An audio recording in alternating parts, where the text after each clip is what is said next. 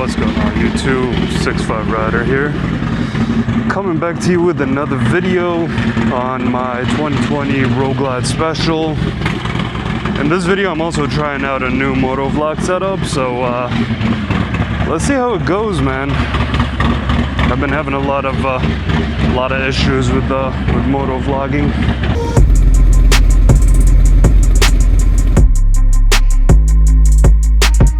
Alrighty, so now that we're back on the road, we can go ahead and get this video started. So I don't know if you've watched my last video, you probably remember that I was having a little bit of issues with the Road Glide, and I had to take it down to Manic Cycles in Lantana, Florida, to kind of diagnose it and try to figure out what's going on with it. So I got the bike back. I actually got it back about 2 weeks ago. Just really haven't been able to make a video, and I'll get into that a little later as to why. But yeah, when I got the bike back, you know, first of all, shout out to the guys over at Manic Cycle. Those guys are the real deal. Sean, the lead mechanic over there, was able to take the whole front end apart. I'll link a picture over here of what it looked like. And to try and figure out what was going on with the bike.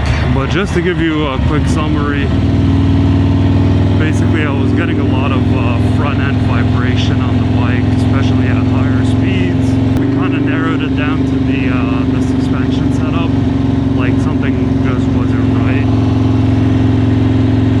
And so he asked me to bring the bike back and basically so he can take the front apart and kind of rebuild it and see what was going on. So he did that, and in doing so, what we noticed, or what he noticed, was a couple of things.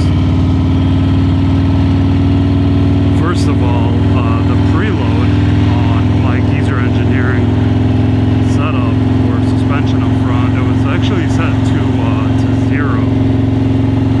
Not sure why, but being set up at 0 means, you know, somebody who's 120 pounds riding the bike. And that's why it was like really, I guess it wasn't super stiff, it was actually like really soft, where like any bump I took the bike, you would feel it. So that was one thing. The other thing was when he took the forks apart, in both forks he noticed that there was a loose knot. And that's freaking scary, yo. I've been riding the bike for about 5 months or so since I got the suspension installed, or 6 months maybe. I went to Daytona on the bike, I went to Orlando, and that could have, you know, that could have ended pretty badly with that lock knot being loose like that, and something could have came apart, you know.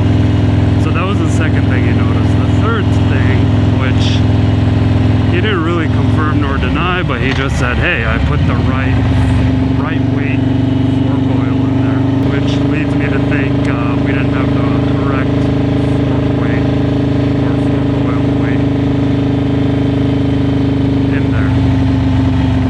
So he did that. I went out, picked up the bike, rode it around for a bit. It was certainly way better than before. Like even going up to like 120 miles an hour, I didn't feel as much vibration, but something still felt off on the bike as far as the ride quality goes. So it turns out my rear suspension is also a little bit misconfigured, and that one I'll take all the blame there, because I actually set that one up myself. But going back and reading through the instructions for setting up the preload and whatnot, it seems like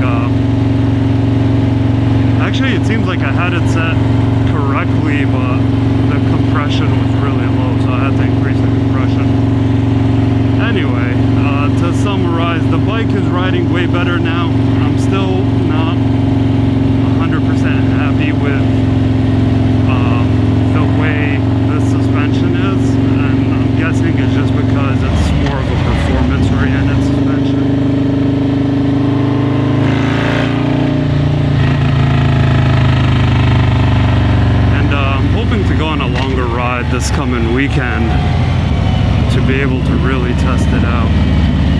Because I'm still like feeling bumps and shit. I had to increase the compression and the rear ones all the way up. Now the ride is a little bit more stiff in the back. So I honestly don't know what's been going on with it. All I know is I need to take it on a long ride and actually just, you know, ride it for a while and see what I feel and just like, and basically like feel it out, you know. One thing I'm happy about is I no longer have that vibration on the highway going of, you know, triple digit speeds and whatnot, so that really helps.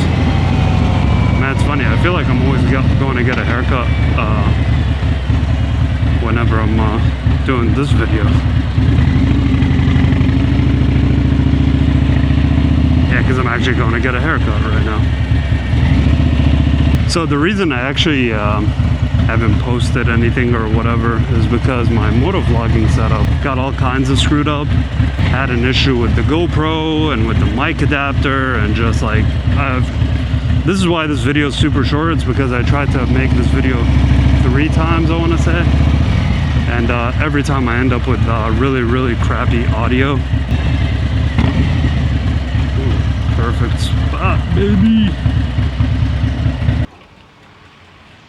So yeah, every time I tried to remake this video, it would end up not working out, and I just like have no audio, have no whatever, the audio coming out from the actual camera rather than the mic, and it was a mess, to be honest. So anyway, I'm gonna go ahead and get a haircut, and I'll either continue this video or make it its own video and then talk about the whole motovlogging setup. All right, see ya.